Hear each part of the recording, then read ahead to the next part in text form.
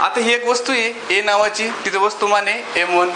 ही एक वस्तू आहे बी, तिचं वस्तुमान आहे m2. तिचं काय m2. आता न्यूटन आपल्याला सांगितलं, काय सांगितलं की प्रत्येक वस्तूमध्ये गुरुत्वाकर्षण बल असतं. म्हणजे हिच्यामध्ये पण असणार आहे, हिच्यामध्ये पण असणार आहे की नाही. ही याच्यावर गुरुत्वाकर्षण बल लावणार आहे, ही याच्यावर पण लावणार आहे. ओके, मग मला सांगा पृथ्वी आपल्यावर गुरुत्वाकर्षण बल लावते, तर मग आपण पृथ्वीवर लावत असाल का?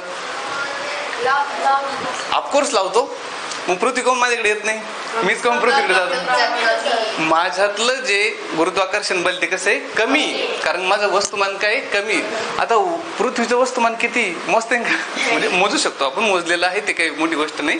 ओके, बट पृथ्वी एवढी मोठी आहे. आता मी कॅन्सर, हा कृष्ण आहे आपला, आहे की नाही. कृष्ण आणि प्रथमेश, बरोबर आहे की नाही. आता कृष्ण प्रथमेश मध्ये जर आपण एकमेकाला त्यांना ओढायला लावलं तर कोण ओढन बरं एकमेकाला?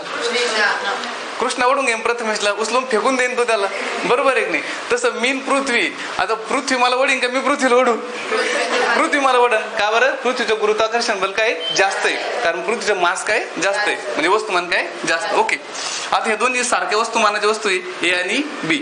जसं ए वस्तू आहे ही हिच्यावर गुरुत्वाकर्षण बल लावणार आहे, तसं ही पण हिच्यावर काय लावणार आहे, गुरुत्वाकर्षण बल. ओके, हे काय लावणार आहे, गुरुत्वाकर्षण बल. यांच्यामध्ये हा काय झाला, डी काय झाला, अंतर. हा काय झाला, यांच्यामधला डी काय झाला, अंतर. ओके, आता न्यूटन आपल्याला काय सांगितलं बघा, की प्रत्येक वस्तू, विश्वातली प्रत्येक वस्तू एकमेकावर काय लावते, गुरुत्वाकर्षण बल लावते.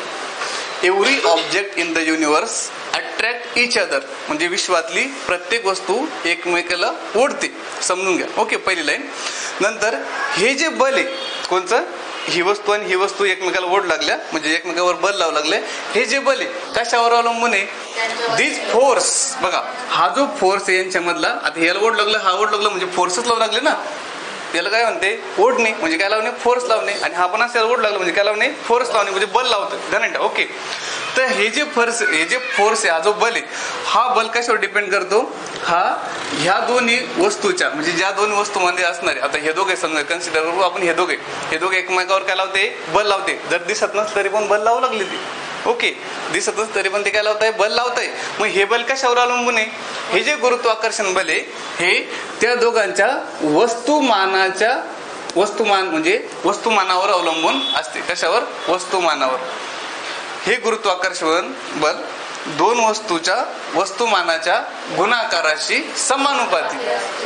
हिचे ना कशाच आहे,